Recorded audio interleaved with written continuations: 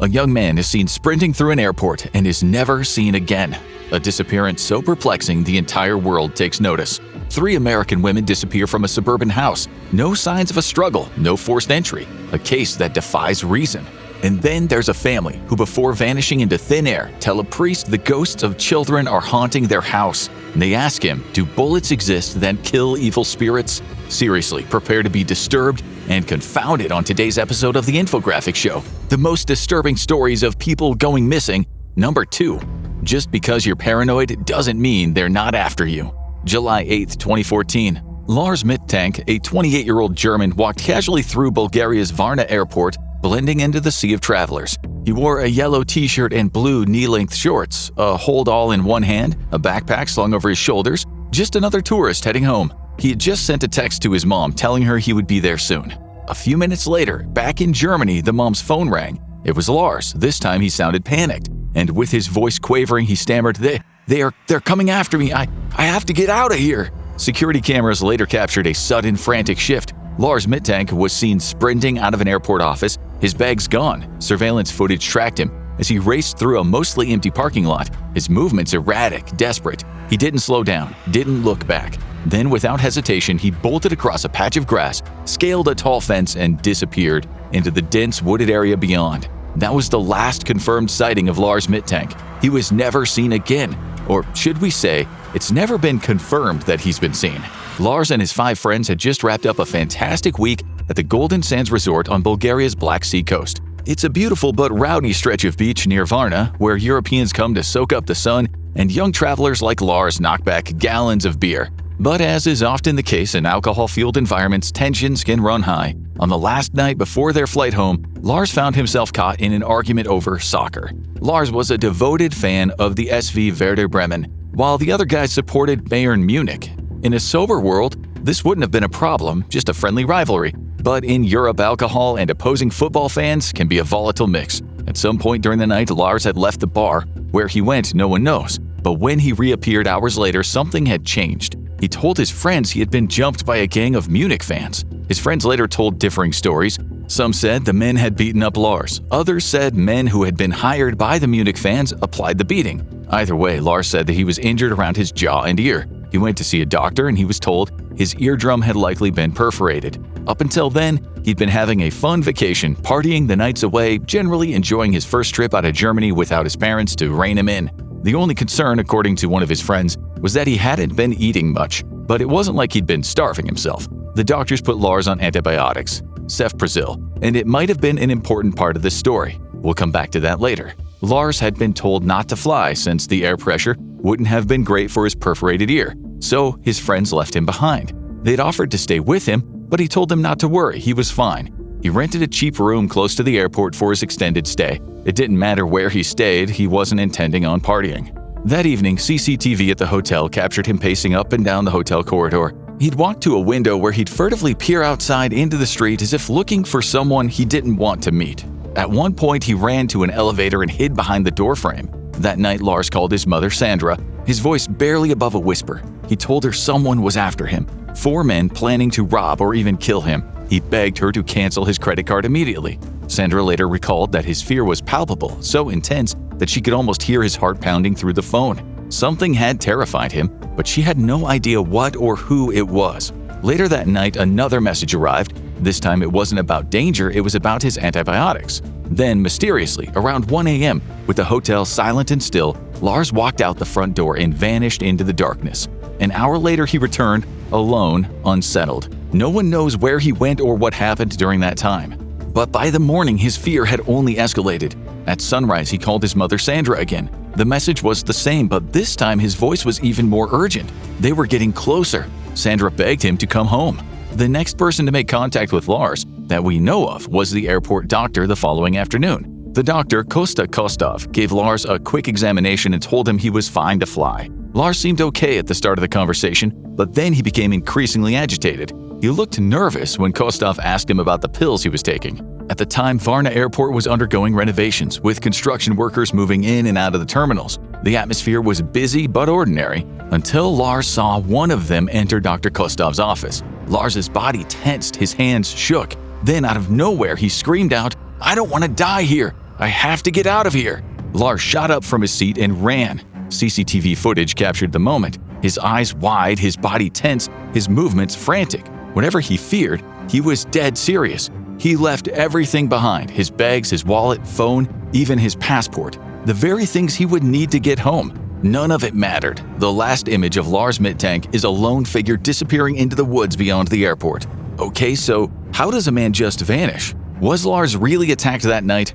There were no witnesses, but his injuries seemed real. If he was beaten, could the same men have been following him, threatening him even after the fight was over? Or did he cross the wrong people, perhaps serious Eastern European gangsters? If so, there's no hard evidence to support the theory. Some might imagine a Hollywood-style scenario, something out of Hostel, given that Lars spent large chunks of time alone, his whereabouts unaccounted for.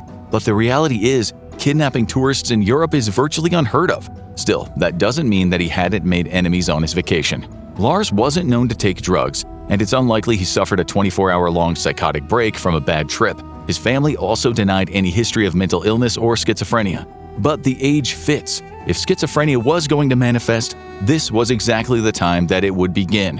What about the pills he was taking? Cefprozil. Well, if you're one of the unlucky ones, that drug might give you black, tarry stools, make it hard to pee, or at worst leave blood in the toilet bowl. Nasty, but hardly a trigger for severe paranoia. Still, there is a very slight chance that this class of drugs could lead to encephalopathy, a rare but serious neurological reaction. And if that happened, then hallucinations, delirium, and paranoia could follow. But in interviews, Dr. Kostov later said he didn't take those antibiotics. He didn't even fill out his prescription. He added, "I can't think of a single reason why he left my office in such a panic. I'm still confused."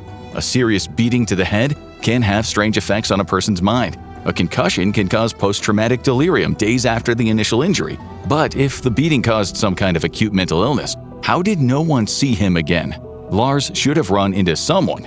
His grief-stricken mom hired a private investigator to investigate the disappearance. He later told her he found nothing. No sightings from locals or any evidence a young man had walked into hospitals without any ID. So where is Lars, whose face has now been seen by hundreds of millions of people on social media? Did he choose to go missing? If so, why leave your money and your passport and make a scene at the doctor's office? He could fish and hunt, but Bulgaria isn't Siberia. If we look at the map, yes, the airport is close to forests and farms, but it's not what you'd call remote. A man couldn't easily disappear there. By the way, those Munich fans he argued with never came forward. Still, if men were after him, the airport would have been the safest place to be. So maybe he was suffering from severe paranoia. In that case, it's very possible he wandered off in a state of psychosis. But it's still strange that if he somehow died on his odyssey, his body has never been found. Let's now visit the USA, where a family might have gotten on the wrong side of Satan. Foul play from hell. If you wanted to go missing in the USA, Red Oak, Oklahoma would not be a bad option. You've got Robbers Cave State Park on your doorstep, all around you miles and miles of farms and wilderness. And that's where the Jamison family was when they went missing. They'd been planning to buy a patch of land out there, and then, just like that, poof, they were gone. Bobby Jamison, 44, his wife Cheryl Lynn, 40, and their daughter Madison, 6. They were last seen on October 8, 2009 in Red Oak. Then, 8 days later, their truck was discovered abandoned in the middle of nowhere near the tiny town of Kinta, population 297. A 20-minute drive separated the two locations, but somewhere along that short stretch of road, they vanished. This wasn't your average discovery. Their beloved dog Maisie was in the back seat, hungry and thirsty. Alongside Maisie were Bobby and Sherilyn's phones, $32,000 in cash, and credit cards in the wallets. It was as if they'd planned to go somewhere and someone had gotten in their way. Maybe they'd gone for a walk because the truck doors were locked. But why would a family leave so much cash behind? A family that wasn't known to be wealthy? It didn't make sense. The cops expected foul play. But if that was true, then the perps weren't interested in $32,000 or releasing the dog. The cash, contained in a bag, was stuffed under the driver's seat. On Bobby's phone, police found a photo of a glum-looking Madison taken on October 9th. Detectives also found a GPS and saw that the device had traveled up the hill close by, a fairly difficult hike. They found footprints, but no family. They went to the family home in Eufaula, Oklahoma, about 58 miles from Red Oak by car, and they found something rather chilling on the house's CCTV. The video shows them moving around in a trance-like fashion, making numerous trips to the truck before they set off. Police also spotted a briefcase being loaded into the truck, and that briefcase has never been found. As for Cheryl Lynn's handgun, that too was missing. Locals started talking about the family's drug use and their alleged fondness for crystal meth, but the cops looked into this and they didn't see much evidence. Some people said the family were drug dealers, but if this family was slinging in the middle of nowhere, there would be evidence, and the cops didn't find any. Then, Satan made an appearance, as he so often does in small-town America. There were rumors of satanic cults hiding out in lairs in the mountains, but if they were, they haven't been found. Still, it was discovered that the Jamesons' pastor said Bobby Jameson had been seeing spirits around his house. He had previously asked the pastor if there was a bullet they made that would kill them. The pastor said that Bobby had been consulting the Satanic Bible for remedies, but as far as we know, the police never had Satan down as a prime suspect. The first thing detectives pondered was all this witchcraft, spirits, and Satan talk perhaps a consequence of meth psychosis? However, it seemed like the family lived a normal life. They were planning to buy land. They had friends and they took their girl to school, so it's unlikely that they lived in a world of constant psychotic delusions. It was later discovered that the family had a little beef with their daughter's school, and not long before they vanished, Cheryl Lynn had chased off a handyman with her handgun. His name was Kenneth Bellows, but detectives soon said he wasn't a suspect. The plot thickened when Bobby's father, 67-year-old Bob Jameson, became entangled in a bitter legal battle with his son. Bobby claimed that his father had threatened his family and hit him with a truck. He also claimed his dad was involved in meth dealing, earning him a reputation as a local troublemaker. But at the heart of this dispute was money. Bobby insisted he was owed $10,000 from the sale of the family gas station, a sum that he believed was rightfully his. The police later cleared Bob of any wrongdoing regarding the disappearance. Close to 300 volunteers searched the heavily wooded area nearby for weeks on end and found nothing. But 4 years later, on November 16, 2013, deer hunters found the bones of 2 adults and 1 child about 3 miles from where the family had vanished. Bones, teeth, and scraps of clothing were examined, and it came back positive. It was the Jamesons. The manner of death was unknown. It was all a little strange. If the family had walked off and never came back, did they plan it or did they get lost? If they planned it, why leave the cash in the truck and a dog that they loved? Or maybe Bob followed them out there and shot them, but why leave the money? Why would the cops discount him as a suspect? Then came the online sleuthing. Blog posts claimed that Cheryl Lynn saw 3 to 4 spirits in the house, including a couple of spectral kids named Michael and Emily, and that Madison liked to chat with Emily's sister, a spirit that had wings. Also, the blog said outside the family house there was a large storage container on which someone had scrawled in low-level English, 3 cats killed to date by people in this area. Witches don't like their black cat killed. The sheriff later said, they were certainly a family obsessed with death. Was the Jameson family disappearance the result of psychosis, a family feud turned deadly, or did they cross the wrong people? Theories abound, but no clear answers have emerged. Despite years of investigation, police are no closer to solving this eerie mystery. Now this one will chill your bones. Graduation to death. June 7, 1992, the Springfield Police Department received a call reporting that 3 women had vanished without a trace from a house in central Springfield, a city of 500,000. Stacy McCall, 18, Suzanne Susie Streeter, 19, and Susie's mother, Cheryl Levitt, 47, were gone, but nothing else was. Their wallets, keys, cars, cash, cigarettes, even the family dog remained untouched.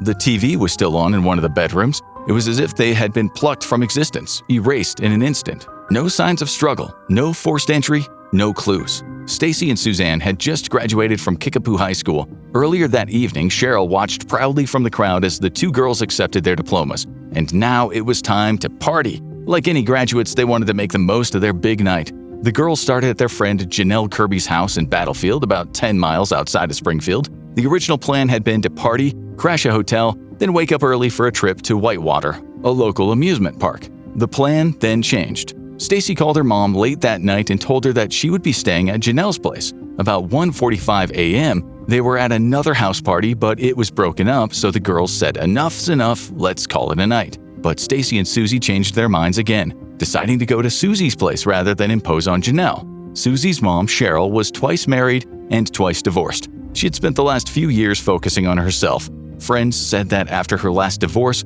3 years before she vanished, she had made a decision: no more men. At approximately 2:15 a.m., Susie got into her Ford Escort and told Stacy to follow her in her Toyota Corolla. They said goodbye to Janelle, and that's the last time these girls were ever seen alive. Cheryl had been fixing up the house at 1717 East Delmar Street that night. The last time someone had spoke to her was around 9:45 p.m. when she told a friend that she was varnishing a wardrobe in her bedroom. It's almost certain that she would have been asleep in bed when the girls arrived, probably around 2:30 a.m. The next morning, excited about the water park, Janelle waited for the girls, and when they didn't show up, she started calling Stacy's house. No answer. She called again, no answer. She wondered if they'd gone without her, but that wasn't like them. Janelle later told a newspaper, "I started getting worried because Stacy, she's so responsible and so is Susie. I know they wouldn't just take off without telling us." By us, she meant her and her boyfriend, Mike.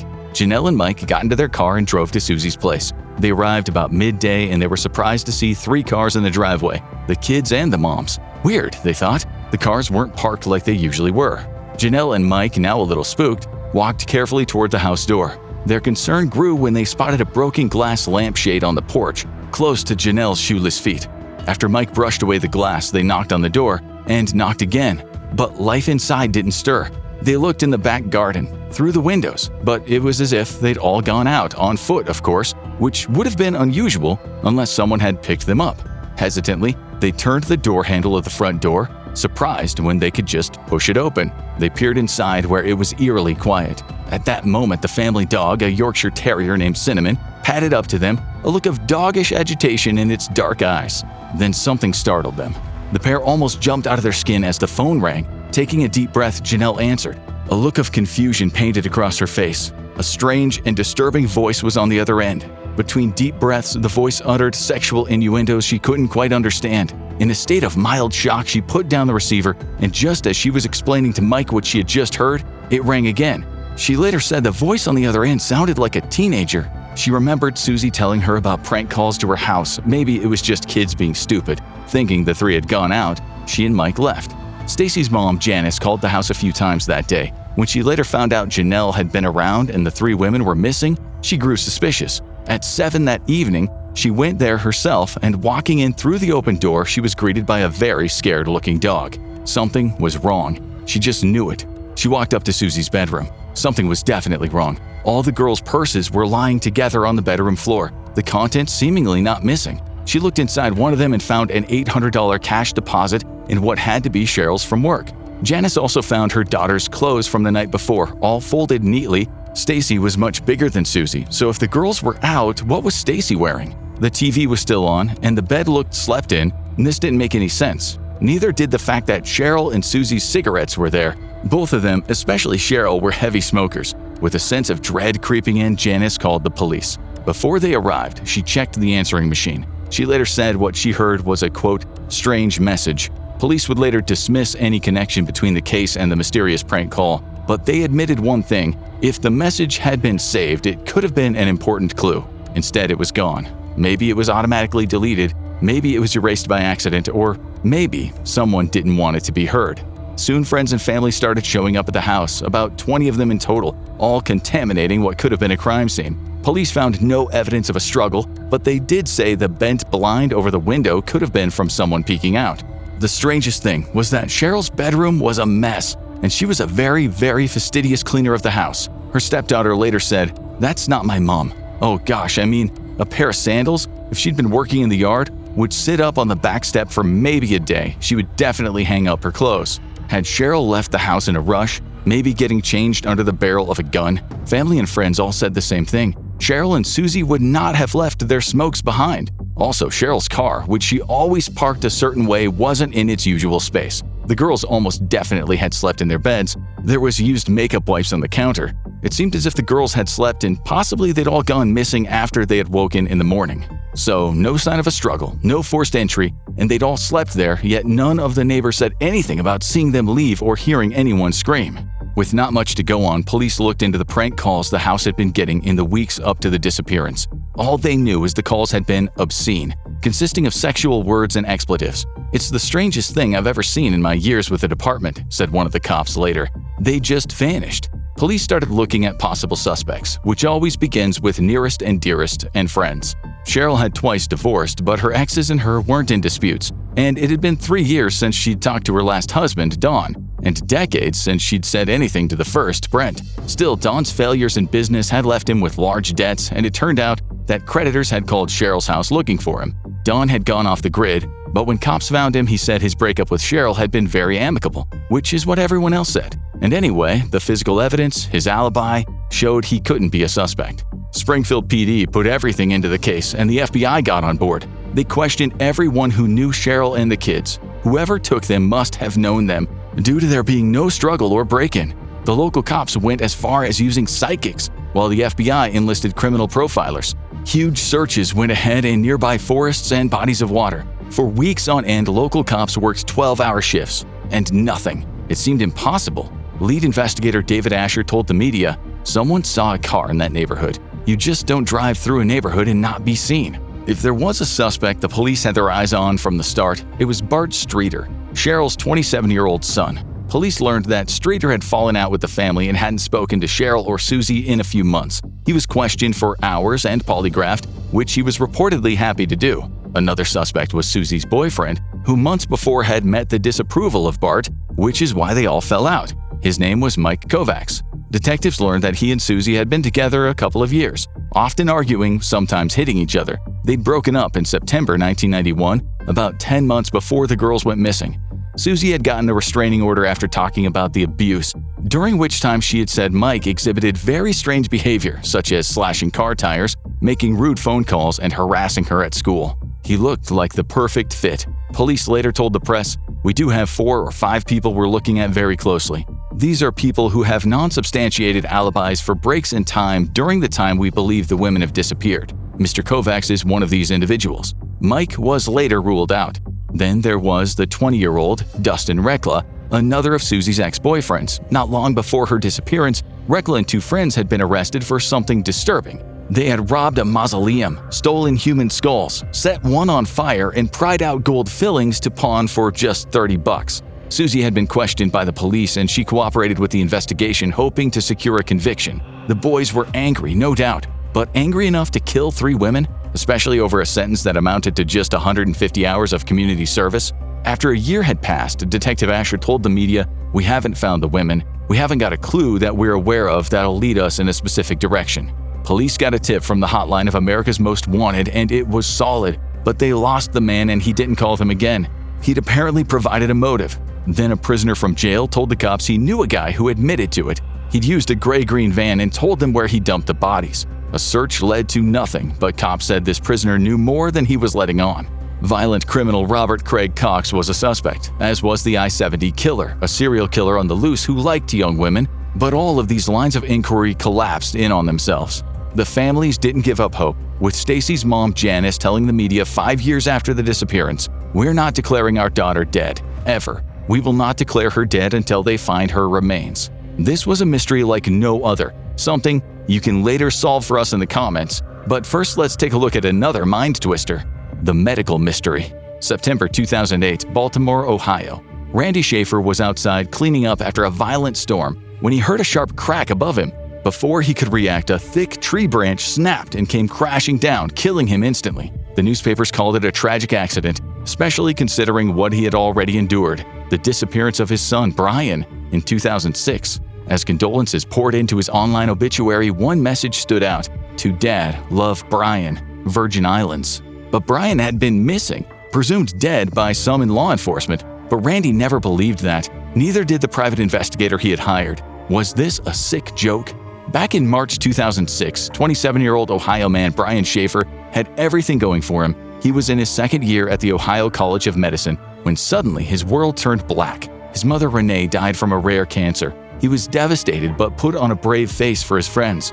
One of those friends, Clint Florence, a former roommate, was with Brian on Friday, March 31, 2006 for a night of drinks. Earlier that evening, Brian had split off from his brother Derek and Derek's wife after they'd all attended a show at the Funny Bone Comedy Club. Now he was out for a few shots with Clint, looking to unwind. Brian was still devastated by the loss of his mother and had been pulling all-nighters studying for his upcoming exams. The stress was piling up. He just wanted one good night out before flying to Miami for spring break with his girlfriend, Alexis Wagoner. At approximately 9 p.m., he and Clint walked into the Ugly Tuna Saloon at the South Campus Gateway, a popular hangout complex for medical students.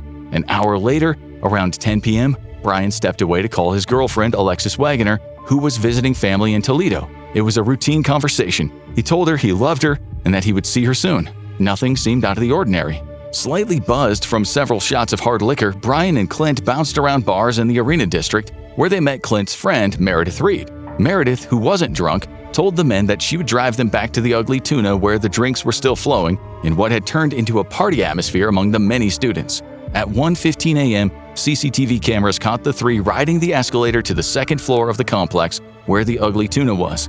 No one will really know what Brian was thinking at the time. Despite the drinking, he was not in a good place. Days earlier, he had told Alexis that they should run away together, but then he changed his mind. In another conversation, his tone was different, darker. He admitted, "I'm in a very dark place." He told her he felt lost, that she should leave him and move on. Alexis reassured him, comforting him as best she could. They talked about the future, they made plans, and all seemed okay. On the Monday after the Friday drinks, he and Alexis were flying to Miami. It was thought by friends and family that he would propose to her there. It was time to grow up and be responsible. At approximately 1:55 a.m., CCTV footage captured Brian Schaefer outside the Ugly Tuna Saloon, standing near the escalator. With two security guards nearby, he appeared relaxed, chatting with two young women. Moments later, he seemed to bid them farewell. That was the last time Brian Schaefer was seen alive.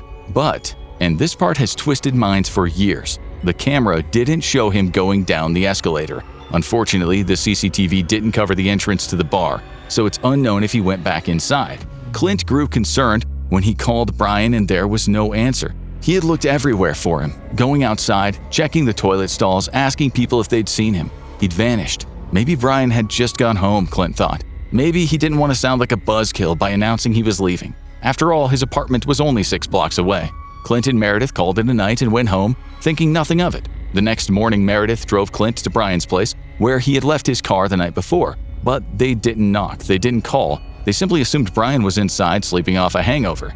Saturday turned to Sunday. Alexis and Brian's dad, Randy, were now very worried.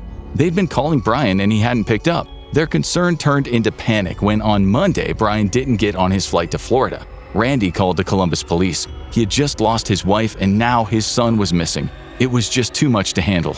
For those first cops, the case was perplexing. No one they spoke to could tell them anything that might point to Brian's whereabouts. And then came the head-scratcher, the CCTV that showed Brian disappearing like it was a magic trick. How had he slipped out without being picked up by the two cameras, one automatic that moved from side to side and one manual?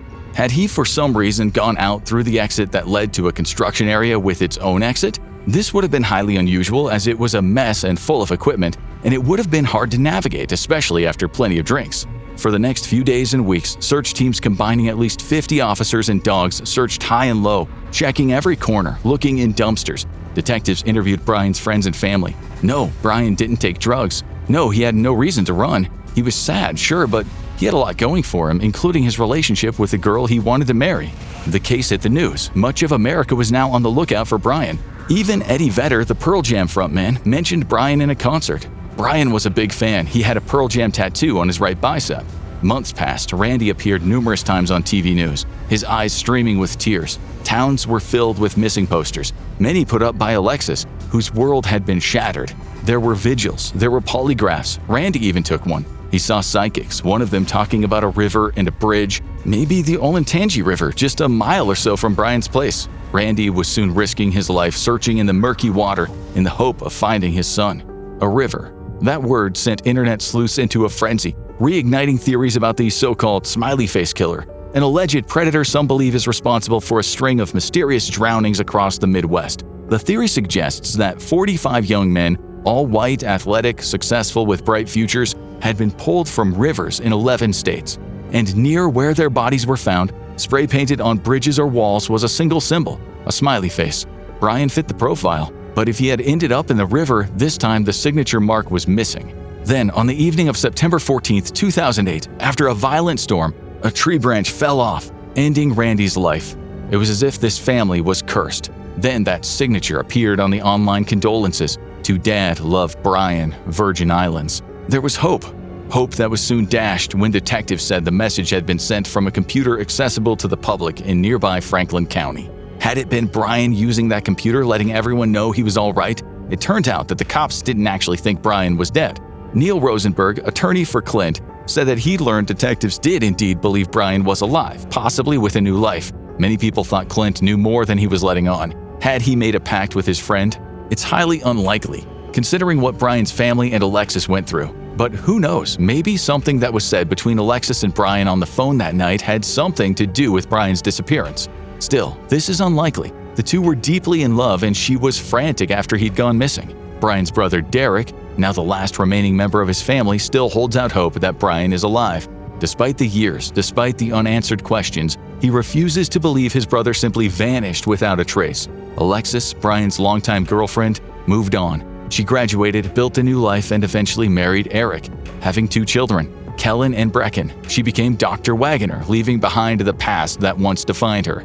As for Brian, he's now fading from memory, like the weather-worn missing posters around town that Alexis once stuck to the walls. He'd now be 46. Which of these disappearances do you find the most disturbing? Do you think they were the result of foul play, accidents, or something even more mysterious? Share your thoughts and theories in the comments below. If you missed part 1 of the series, you should now go watch the most disturbing stories of people going missing, or check out this video instead.